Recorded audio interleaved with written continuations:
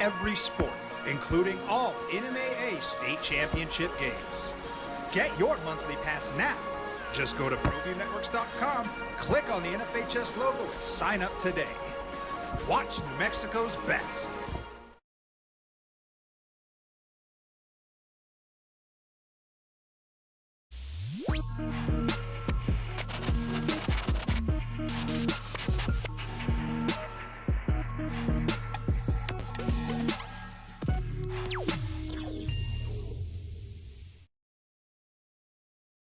We would like to thank the following sponsors for making this broadcast possible. I'm Ben Lucero, president and owner of Indigo Mortgage. We are a locally owned and operated mortgage company right here in New Mexico. This means your loan officers and processors are right here to serve you. Indigo Mortgage offers better rates and terms than that of big banks and out-of-state lenders. Our mortgage divisions include residential, commercial, construction, reverse mortgages, and VA mortgage loans. Let us serve you with an exemplary level of care. Indigo Mortgage, because nobody cares more about your mortgage loan. Jimmy John's toasted sandwiches take the fresh baked bread you love and turn up the heat to toasted perfection. Crispy and golden on the outside, melty and gooey on the inside. Order a toasted sandwich at Jimmy John's today. Well, I'm going to the frontier, walk up to the cashier, order up a root beer and a number one. Cover it with green stuff, one scoop is not enough. Find a booth is real tough, back by the Duke. Meet my family, meet my friends in the quirkiest restaurant I have ever been. All of Albuquerque's favorite spot, it's the Frontier Restaurant. The Frontier Restaurant is a proud supporter of ProView Networks. Raising Cane's invites you to grab life by the chicken fingers. So get out there. Be you. Do you.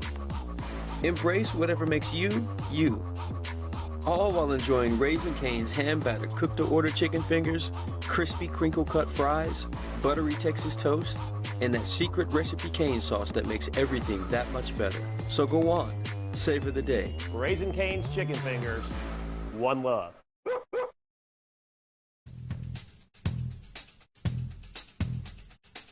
International Protective Services is a proud supporter of ProView Sports and New Mexico Youth Athletics. IPS provides residential and commercial security services. 5.9 FM and AM 610, the sports animal. Here's Jeff Symbieta and JJ Buck. Now, injuries are going to be an interesting part of the NBA playoffs.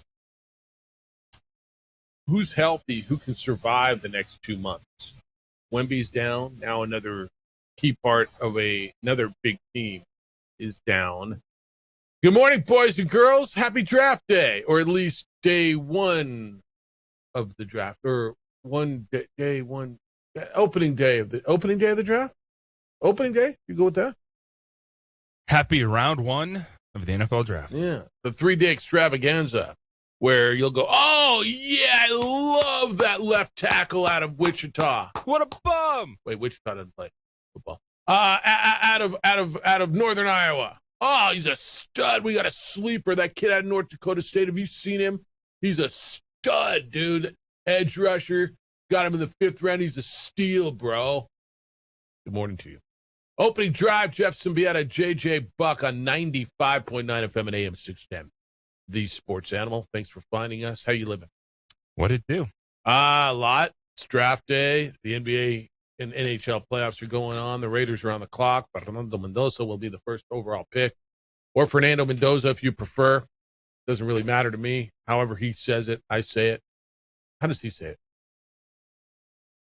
It might just be Fernando Mendoza. I'm not sure. How does he say Paseo del Norte?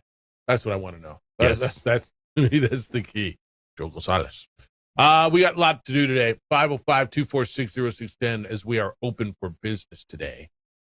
505-246-0610. Emails, Jeff at sportsanimалabq.com. JJ at sportsanimалabq.com. You can find JJ on the X_JJ Buck. Adrian's producing on television. We are on Xfinity Channel 26 throughout the state of New Mexico. Also on our Facebook page, the OD in the AM, and on the YouTube channel for ProView Networks. Lots of draft stuff today. We'll start with hoops, though, because last night the Detroit Pistons finally won at home. They finally won a playoff game at home. And it was tied at halftime. You're like, okay, are they ever going to win at home? Are they ever? And then they went out and outscored the Magic 38-16 in the third quarter. Cade Cunningham was Cade Cunningham, 27, 6, and 11. And for the first time since, 2008? Is that when it was, JJ? That is correct. 2008. They win a playoff game, an 11-game playoff home losing streak, which is almost unfathomable. And they're back on track. You on them still, or are you still on Orlando? It was a very good bounce back performance because Detroit was able to lean into who they are, and that is be physical. Different refs than what we see in OKC and Phoenix, but that's who they are. They're a physical team. They want to lean on you defensively and get enough.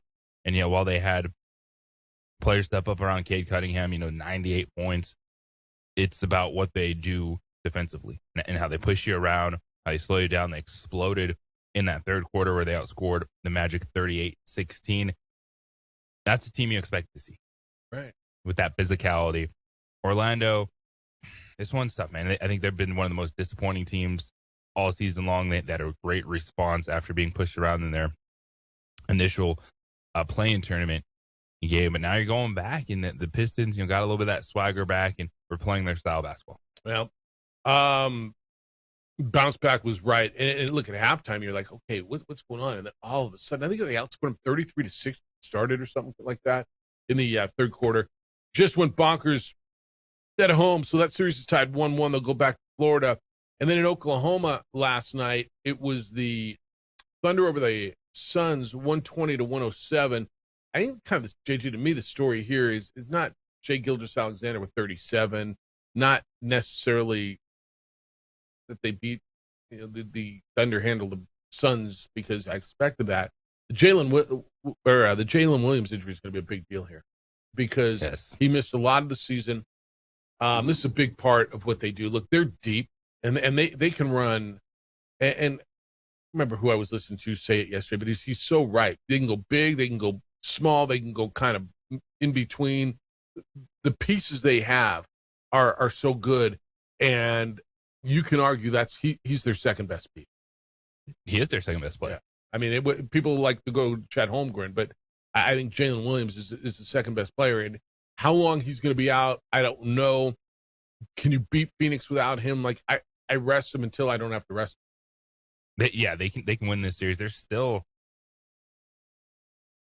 I think they're still the best team, even without Jalen Williams, because now your duo is Shai Gilgeous-Alexander and Chet Holmgren, which ain't bad at all.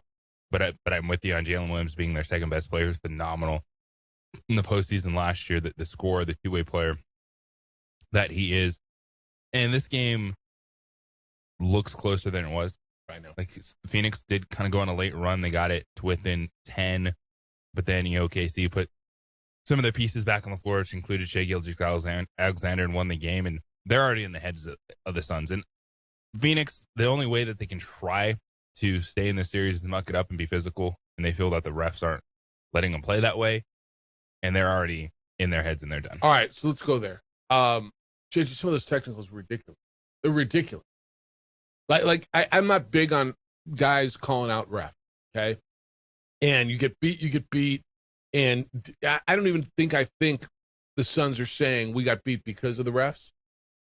And I don't know that I've ever heard Devin Booker speak, let alone complain. I love Devin Booker's game. I love Devin Booker's demeanor. There's a part of me that loves his loyalty staying in Phoenix as the franchise has gone through what they've gone through, because he could have gone somewhere else, probably been a superstar. I think he's that good. Have I said anything wrong yet? No, he's a star player, but maybe not a blow-up star with just being in Phoenix. Right, but if he goes somewhere else, right, he's okay. Quote Devin Booker after the game. In my 11 years, I haven't called a ref out by name. But James Williams was terrible through and through. It's bad for the sport, bad for the integrity of the sport. People are going to start viewing this as WWE if they're not held responsible. It just feels disrespectful. I know I haven't won a championship in this league, but I've been in it for 11 years now. So to get to this point and be treated like that, for me to be even saying something out loud is bad. That was his quote. He got a technical foul, which was just ridiculous. I'm sorry. And there were not just that one. There were a bunch of technical fouls in this game that you're like, what are we doing here? Did you think the game was getting out of control?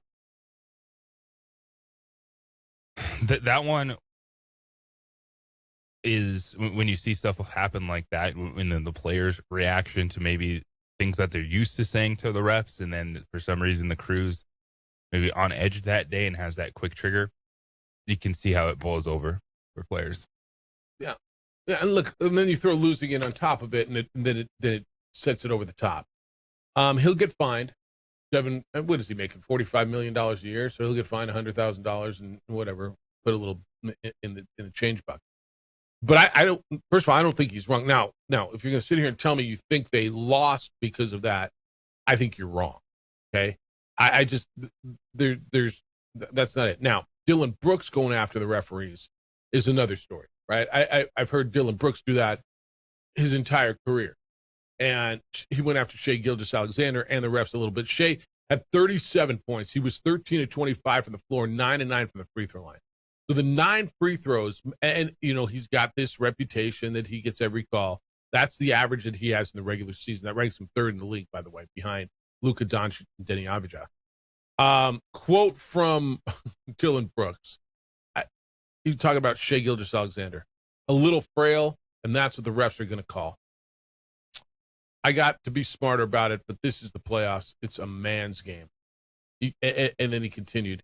He says, like I used to watch this back when Michael Jordan was playing, or whoever else, when LeBron was younger. This is physical basketball. I don't get why all the dropping and the falling and the flopping and the flailing and all this stuff is allowed when we